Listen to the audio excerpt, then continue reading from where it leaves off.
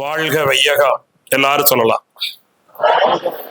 வாழ்க வையகம், வாழ்க வளமுடன். மதம் கிடந்த மகா மந்திரம் வாழ்க வையகம்.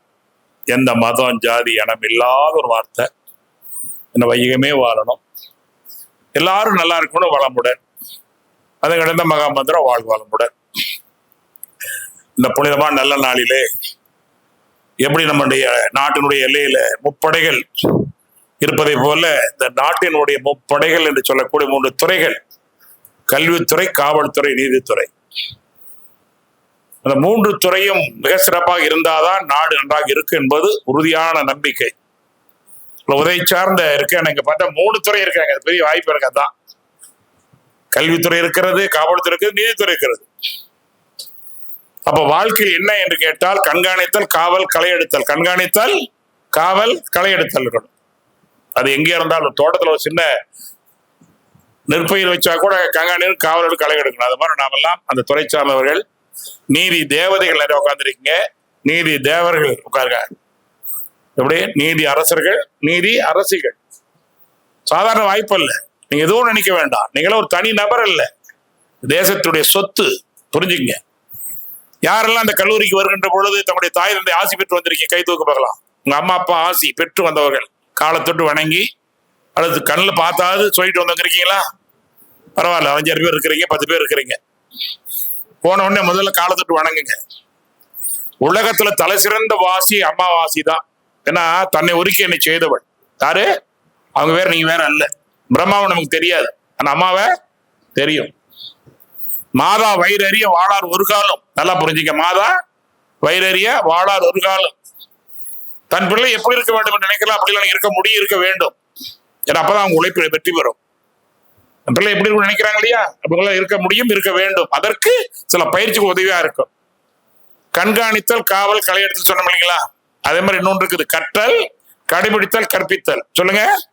கற்றல், கடைபிடித்தல், கற்பித்தல். அப்ப நீதியை நீங்கள் கற்றுக்கொள்ள வேண்டும் முழுமையாக. நீதியை கடைபிடிக்கணும், நீதியை கற்பழிக்கணும். சரியா? 3 நீங்க செய்யணும். அதுதான் உங்க பொறுப்பு, தலை சிறந்த பொறுப்பு. அரிது மாடாய் பிறத்தல். அப்ப அதுதான் பெரிய பிறந்தக்கம் இல்லையா? எங்க தலைவர் அடிக்கடி சொல்லுவாரு, உதயகுமார் ஐயா, ஏதோ பெரிய அதிசயமா சொல்றாங்களே 7 அதிசயங்கள். மனித உடல உலக அதிசயமான உடல் இல்லை. உலக அதிசயம் ஒண்ணு இருக்குதுன்னா மனித உடல் தான். அதை கெடுக்கிறதுக்கு என்ன உரிமை இருக்குது? உடல் உற்பத்தியாருக்கு என்ன பண்ணணும்? அம்மா ஒரு 28 250 நாள் பாவம் உண்ணாம உறங்காம நல்லா சாப்பிட்டு காப்பாத்தி வளர்த்தா இந்த சமுதாயம் நம்மளை வளர்த்துருக்குது. ஒருபடி உணவை கையில் எடுத்து நினைச்சு பாருங்க, எத்தனாயிரம் உழைப்பு சும்மா வந்துட்டுமே. எப்படி இவ்வளவு அப்பமான கட்டளை கட்டியிருக்காங்களே, யாருடைய? மக்களுடைய பணம். மக்கள் படிக்க வைக்கிறாங்க, நம்மள மக்கள் சாப்பாடு கொடுக்குறாங்க, மக்கள் உழைக்கிறாங்க, உழவு உழைக்கிறான். நெசவாளி துணி உற்பத்தி செய்கிறாரு, போக்குவரத்து ஓட்டுகிறார்கள் வாகனங்கள், ஆதிரி மக்கள் சொல்லிக் கொடுக்கிறார்கள், காவல்துறை காவல் தெய்வங்கள் அவங்கெல்லாம். அவ்வளவு பெரிய கூட்டம்ல நம்ம ஆடுறோம். இதை முதல்ல தெரிஞ்சுக்கணும். இது தெரியும் போதே நம்முடைய நம்மளை அறியாமல் ஒரு கம்பீரம் இருக்கும். நான் யாரு சாதாரண மனிதன், இத்தனை பேர் இருக்கிறார்கள், 140 கோடி மக்கள் இருக்கிறார்கள் உணர்வு நமக்கு இருக்கணும். நான் தனி மனிதன் அல்ல, நாம் ஒரு மகத்தான மனித நியாயம் உள்ள உலகத்தை வழிகாட்டக்கூடியவர்கள். அருத்தந்தை வேதா சொல்லுவார், உலகத்தை வழிகாட்டக்கூடிய சக்தி நம்மகிட்ட இருக்குது. 100 ஆண்டுக்கு முன்னால் விவேகானந்தர் சென்றார்லவா, ஒரே 2 வார்த்தையில அந்த அத்தனை சபை எழுதி நின்று கைத்தட்டாங்க இல்லையா? என்ன வார்த்தை சொன்னாருங்க? அமெரிக்கா சிஸ்டர் பிரதேசங்கிற 2 வார்த்தை. என்ன வார்த்தை அது? உலகமே கைத்திட்டியது. 187 நாட்கள் எதிர்ப்புலம் என்று ஒரே ஒரு தீர்மானம், சர்வதேச யோகா. 11 ஆண்டுகள் ஆகிறது. 2014ஆம் ஆண்டு ஐநா சபையில 187 நாடுகள். எப்படி இந்த சபையில நம்முடைய காவல்துறை ஐயா உள்பட அனைவரும் நீங்கள் மெடிடேஷன், மனது உடல் பயிற்சி கொடுக்குமாறு ஏற்றுக்கொண்டார்கள். 11 ஆண்டுகள் நல்ல ஆசிரியர்கள் பண்ணாங்க, உடல் நல்லா இருக்கு, ஆனா மனம் சரிவல்ல. ஆய்வு செய்தார்கள். சென்ற ஆண்டு டிசம்பர் 21ஆம் தேதி மெடிடேஷன் டே, தியான நாள். ஏதோ உங்களுக்கு தேடி வரல. நோயற்ற வாழ்வே குறைவற்ற செல்வம். எத்தனை நோய் இருக்குதுங்க? 2 நோய் தான். ஒன்னு உடல் நோய், இன்னொன்னு மனநோய். இந்த 2 நோய் நம்ம இருந்தா எதை வேணா பிடிப்போம். நம்ம சாதாரண தவறான போக வேண்டிய அவசியம் இல்லை. உடல் அப்படி இருந்தா அது தேடும், அது பிடிக்கும். எப்படி நீச்சல் தெரியும் தண்ணியில் வந்து எதை வேணாலும் பிடிக்கிறாங்க இல்லையா? அப்ப உடல்ல பாதிப்பு இருந்தால் எதை வேணாலும் பண்ணுவோம். உடம்பு சரியில்லாத பிறகு கோபம் வருது. நினைச்சு பாருங்க, நல்லா இருக்கும் கோபம் வருதா? மனம் சரியில்லை, அதோட 1000 மடங்கு மோசமா போயிடும். அப்போ உடல் நலம் மன நலத்து ரெண்டுமே. உடலுக்கு மருந்து இருக்குது, பயிற்சி இருக்குது, எல்லாம் இருக்குது. மனதுக்கு மனம் தான் மருந்து. அம்மா சொன்னாங்க இல்லையா மருத்துவர் அற்புதமா, மனம் சரியில்லைன்னா என்னமோ சொல்லுவாங்க. ஆனா மனம் கெட்டு போகிற வார்த்தை இது வரைக்கும் யாரும் சொல்லல. செயல் பேச்சு இரண்டுக்கும் எண்ணம் மூலம். உங்க செயலுக்கும் பேச்சுக்கும் எண்ணம் மூலம் வேணும். விதைத்தவன் உறங்கினாலும் விதைகள் உறங்குவதில்லை. விதைத்தவன் உறங்கினால விதைகள் உறங்குவதில்லை. எண்ணம் எண்ணங்கள் உறங்காது. அரசை விரும்பு, நலம் எண்ணி நலம் சொல்லி நல்லதுனால நடக்கும். அதுக்கு மன நல்லா இருக்கும். அதான் ஆலயம் என்பது சாதாரண ஆன்மா லயமா கூட ஆலயம். ஆலயத்தை வியாபாரத்துல மாத்திட்டோம். ஆன்மா லயமா கூட ஆலயத்தை கூட அமைதியா வாங்க, அமைதியா இருந்து பாருங்க. 1 மணி நேரமா அது இருக்கணுங்க. உங்களை அறியாமல் உங்க உடல்ல ரசாயன மாற்றம் ஏற்படும். எதிர்மறை எண்ணங்கள் எண்ணங்கள் மாறி தீரும். சும்மா ஆலய சாதனை எல்லா மதமும். அப்படிப்பட்ட பயிற்சி 2 பயிற்சி தான். என்ன பயிற்சி? உடல் நலத்துக்கு எளிமையான உடற்பயிற்சி. 2 வார்த்தை முன்னாள் சொல்லியிருக்காங்க. 2 வார்த்தை. அசைஞ்சு கெட்டு போனது ஒண்ணு, அசையாம கெட்டு போனது ஒண்ணு. யாருக்கா தெரியுமா? எது அசைஞ்சு கெட்டு போச்சு? மனசு. மனம் கெட்டு போனா வாயும் அசையும்.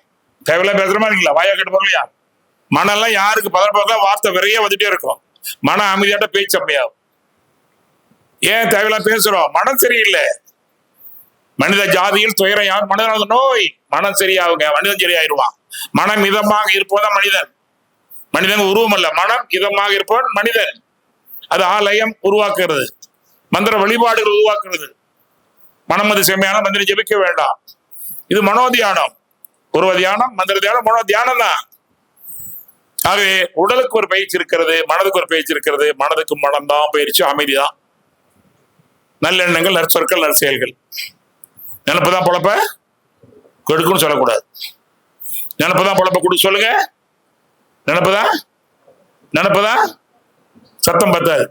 ஐயாவுக்கு உத்தரவு கொடுக்குறோம். அவர் சொன்னாலே அந்த நிச்சயம் காரணம் என்ன? மனசுதான் காரணம். நினப்புதான் பொழப்ப, நினப்புதான் பொழப்ப கொடுக்கும். அடிக்கடி சொல்லு. கூட புண்ணியாசனம் பண்றதுல புண்ணிய வசனங்கள். நல்ல வார்த்தை பேசி பாருங்க, நீங்க உயர வேண்டாம், உயர்ந்துருவீங்க. நல்ல வார்த்தை கேட்டு பாருங்க, நல்ல வார்த்தையை எண்ணி பாருங்க, உயரம் இல்லை, தாராளமா உயர்ந்துருவீங்க. அது எண்ணுவதுதான் இந்த மாதிரி பயிற்சிகள் எல்லாம். நல்லவரை பார்க்கறது, நல்ல இடத்துக்கு போறது, பெரியவங்களை பார்க்கறது, இதெல்லாம் அதுக்குதான். அசையாம கேட்டு போனது உடம்பு. எல்லாம் சேர்ல உட்காந்துருக்கீங்க, கீழே உட்காந்தா 10 நிமிஷம் மெடிடேஷன் கொடுப்போம். எழுதி 9வது குழந்தைங்க கொடுக்குறோம். 14 வயசு தான் கொடுப்போம். 10 5 விழுந்துரும். காலக்கானங்கத்துது. 14 வயசுல கால் காணாம போனா வாழ்க்கை எப்படி இருக்கும்? நினைச்சு பாருங்க. தேகம் பலமா இருக்கணும், தேகம் சுத்தமா இருக்கணும். விளையாட்டு அல்ல. விசையுறும் பந்தனை போல் என் உள்ளவரும் உடல். பாரதி என்ன கேட்டாரு? விசையுறும் பந்தனை போல் என் உள்ளவரும் உடல் வேணும். அடுத்தவங்க பார்த்து அழகா இருக்கலாம் எனக்கு கவலையே இல்லை. கருப்பா இருக்கலாம், உயர்மா இருக்கலாம், கூலையா இருக்கலாம், கவலையே இல்லை. அவங்க யாரும் சொல்லிட்டு போறாங்க. உங்களை நீங்கள் விரும்புங்கள். உங்களை நீங்கள் நேசித்து விட்டால் யாரும் உங்களை அவமானப்படுத்த முடியாது, அவமானம் ஆக மாட்டீங்க. தாக்கடி என்ன சொன்னாரு? என்ன சொன்னார்? 2 வார்த்தை. உன்னை உணர்ந்துகள், உன்னை நேசி. நம்மளை தவிர எல்லாத்தையும் நேசி கத்திருக்கிறோம். தன்னை எறிய தனக்கோர் கேடில்லை. திருமூலர் எத்தனாயிரம் வருஷத்துக்கு முன்னால. தன்னை எறிய தனக்கோர் கேடில்லை, தன்னை தானே கெடுகிறான். தன்னை எறிய அறிவு தான் கொடுக்க. இதான் என்ன பண்ணல, தன்னை எறியக்கூடிய அறிவு. நம்மளை பத்தி நம்ம தெரிஞ்சிருக்கணும். இந்த உடலை பத்தி தெரிஞ்சிருக்கணும், மனதை பத்தி தெரிஞ்சிருக்கணும், அறிவை பத்தி தெரிஞ்சிருக்கணும், வாழ்க்கை பத்தி தெரிஞ்சிருக்கணும், இயற்கை பத்தி தெரிஞ்சிருக்கணும். இது கல்வி. இந்த கல்விதான் உள்ளுணர்வு கல்வியாக பல்கலைக்கழக பாடமாக வந்திருக்கிறது. ஒரு ஆன்மீக கல்வியை 33 பல்கலைக்கழக பாடமாக இருக்கிறது. எம்ஐ போட்டுக்கிறோம். இன்னைக்கு மத்திய பல்கலைக்கழகம் போட்டுக்கிறோம். நீங்கள் 6 மாதம் ஜெயிண்ட் டிப்ளமோ தாராளமா படிக்க, ஆன்லைன்ல படிக்கிறது. நீங்க கூட படிக்கலாம். அது கொண்டு வயதோ அல்லது இருக்குது பாடமா தேவையில்லை. நான் கூட 5ஆம் கிளாஸ் தான் படிச்சிருக்கிறேன். நான் ஜெயிண்ட் டிப்ளமோ 2 ஆண்டு படிச்சுட்டேன். ஜெயிண்ட் டிப்ளமோ பல்கலைக்கழக பாடம் படிச்சிருக்கிறேன். முடியும். ஆகவே 2 தான். ஒன்று உடல், இன்னொன்னு அசையாம கொண்டு உடம்ப. தலைவலி, ஆஸ்மா, தும்பல், தலை இருக்கிறதே தெரியாது. அதான் சோத்து பையன் காத்து பையனை சொன்னாங்க. காத்து பையன் நுரையீரல், சோத்து பையது வவுறு. சரிங்களா? நிறைய சோத்து பையன் நிறைய தெரியுமா நீங்க அப்படின்னு என்னங்கிறாங்க. நீ சாப்பிட்றதுக்கு முன்னால் மூச்சு பயிற்சி பண்ணி பாருங்க. சாப்பாடு அளவே குறையுங்க. ஆனா உடல் ஆரோக்கியமா இருக்கும். உடல் ஆக்சிஜன் என்ன ஆகும்? கொட்டாய் 10 மணிக்கு உட்காந்து கிளாஸ்ல உட்காந்து கொட்டாய் தான் என்ன அர்த்தம்? உடல் ஆக்சிஜன் 10 எங்க சாயலுக்கு ஓடுறது? மூச்சு பயிற்சி பண்ணி பாருங்க, சாயலுக்கு சுறுசுறுப்பா இருக்கலாம். அதுதான் மூச்சு பயிற்சியோட கூட உடற்பயிற்சி. 40 ஆண்டு ஆராய்ச்சி வேதாத்திரி மகரிஷி 3ஆம் தான் படிச்சிருக்காரு. 21 வெளிநாடுகளுக்கு பயணித்து போய் ஐநாசுகள் 3 பேர் பேசியிருக்கிறார் உலக சமாதானத்தை பத்தி. அவர் பாடத்தை இன்னைக்கு பல்கலைக்கழக பாடமாக ஏற்று ஜெயின் டிப்ளமாவுல இருந்து யுகாசன் யோகா வரைக்கும் எம்எஸ்சி வரைக்கும் படிக்கிறாங்க, பிஹெச் எல்லாம் படிச்சிருக்காங்க. அப்படிப்பட்ட கல்வியை எளிமையாகவும் கற்றுக் கொடுக்கிறோம். இது யாருக்கோ இல்லை, நம்ம ஈஸியா சேர்த்துக்கலாம், நம்ம நேரமோ இல்லை. சரி, இது ஒரு செய்தி. 3 சொல்ல கற்றல், கடைபிடித்தல், கற்பித்தல் சொன்னோமா இல்லைங்களா? அதுக்கு 3 தடை இருக்குது. அதை நீக்கிறதுக்கு தான் அந்த பயிற்சி. ஒண்ணு அறியாமை, நம்மகிட்ட இருக்கிறது பெரிய கொடுமையானது அறியாமை. இன்னொன்னு அலட்சியம், இன்னொன்னு உணர்ச்சி வயம். இந்த 3 தேர்றதுக்கு இங்க ஒரு அருமையான கிளாண்ட் இருக்கு, பிட்யூட்டரி. படிச்சிருப்பீங்க, மாஸ்டர் கிளாண்ட். ஏதாவது என்ன சொல்லி கொடுக்குது? சாதாரண பயிற்சி அல்ல, பிட்யூட்டரி தோண்டக்கூடிய தியானம் கொடுக்கப்படுகிறது. இந்து மதத்துல 5 வேளை தொழுகணும், 6 வேளை பொட்டு வைக்கணும், 6 கால பூஜை. இஸ்லாமிய பெருமக்கள் 5 வேளை தொழுகுவாங்க, விளையாட்டு அல்ல. கிறிஸ்துவர்களுக்கு பேரு உறுதிஸ்தானம், ஞானஸ்தானம்.